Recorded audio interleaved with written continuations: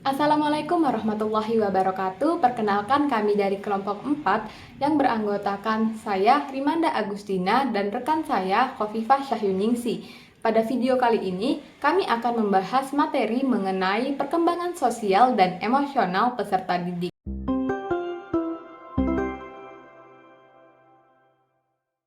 Nah, apa sih perkembangan sosial dan emosional itu?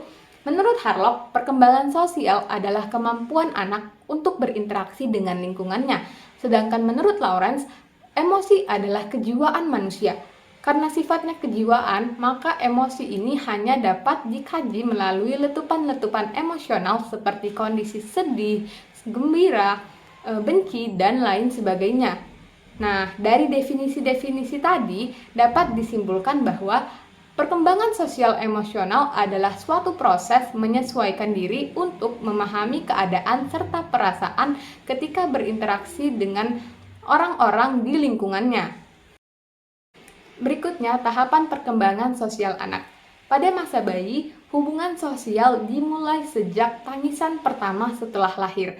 Nah, pada saat ini kemampuan sosial bayi masih potensial.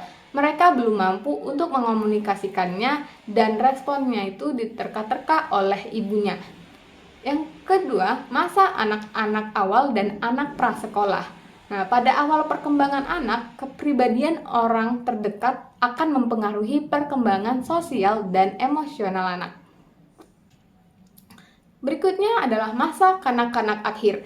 Nah, pada masa ini anak tidak lagi bermain sendirian di rumah karena anak ingin diterima sebagai bagian dari kelompok. Kemudian pada masa remaja, masa ini ditandai dengan perubahan kognisi sosial, yang mana anak sudah memiliki kemampuan untuk berpikir kritis mengenai isu-isu dalam hubungan sosial yang berguna untuk memahami orang lain dan menentukan bagaimana melakukan interaksi dengan mereka. Berikutnya adalah tahapan perkembangan emosional anak. Pada usia 0-2 tahun, anak-anak merekam kejadian yang terjadi di sekitarnya. Nah, berikutnya pada usia 2 tahun, anak-anak mulai menguji dirinya sendiri dengan banyak hal. Pada usia ini, mengamuk merupakan cara anak untuk mengekspresikan diri karena ungkapan kata itu sering gagal dalam menyampaikan maksud mereka. Kemudian di usia 3 tahun, anak-anak mulai mampu mengatur emosinya.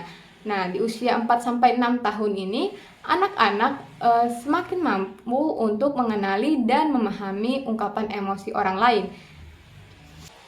Pada usia 7-12 tahun, anak mulai mampu menunjukkan sikap yang pantas dalam mengekspresi emosinya, serta juga mereka mampu untuk menyembunyikan emosi-emosi yang dianggap melanggar aturan sosial. Nah, pada remaja usia 12-18 tahun, anak-anak ini semakin mampu mengendalikan emosi pada situasi yang tepat dan mulai mencari jati diri. Ya, faktor-faktor yang mempengaruhi perkembangan sosial. Yang pertama, keluarga. Keluarga merupakan lingkungan pertama yang memberikan pengaruh terhadap berbagai aspek perkembangan individu, termasuk perkembangan sosialnya. Yang kedua, pematangan pribadi. Untuk dapat bersosialisasi dengan baik, seseorang diperlukan pematangan fisik dan psikis sehingga mampu mempertimbangkan proses sosial, memberi dan menerima nasihat orang lain, dan memerlukan kematangan nasihat orang lain. C. Status sosial ekonomi. Kehidupan sosial banyak dipengaruhi oleh kondisi sosial ekonomi keluarga dalam masyarakat. Yang keempat, pendidikan. Pendidikan merupakan proses sosialisasi anak yang terarah. Hakikatnya, pendidikan sebagai proses pengoperasian ilmu yang normal, individu memberikan warna kehidupan sosial di dalam masyarakat dan kehidupan mereka. Yang kelima, kapasitas mental. Emosi dan integrasi kemampuan berpikir dapat banyak mempengaruhi banyak hal. Pertimbangan emosi pengaruh sekali terhadap perkembangan sosial. D. Faktor-faktor yang mempengaruhi perkembangan emosi peserta didik. Yang pertama, pola asuh orang tua. Pola asuh orang tua terhadap anak bervariatif. Pola asuh tersebut menjadi salah satu faktor yang mempengaruhi perkembangan emosi terhadap peserta didik. Yang kedua, pengalaman traumatik. Kejadian-kejadian traumatis masa lalu dapat mempengaruhi perkembangan emosi seseorang termasuk peserta didik. Yang ketiga, temperamen.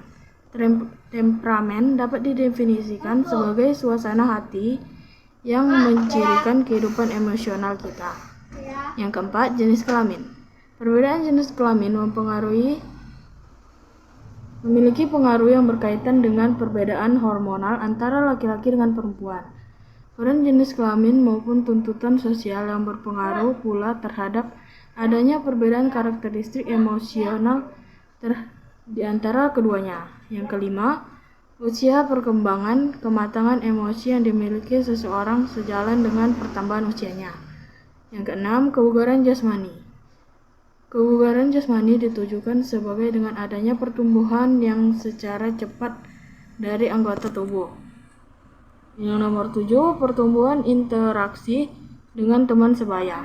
Yang ke-8, perubahan pandangan luar. Yang ke-9, perubahan interaksi dengan sekolah.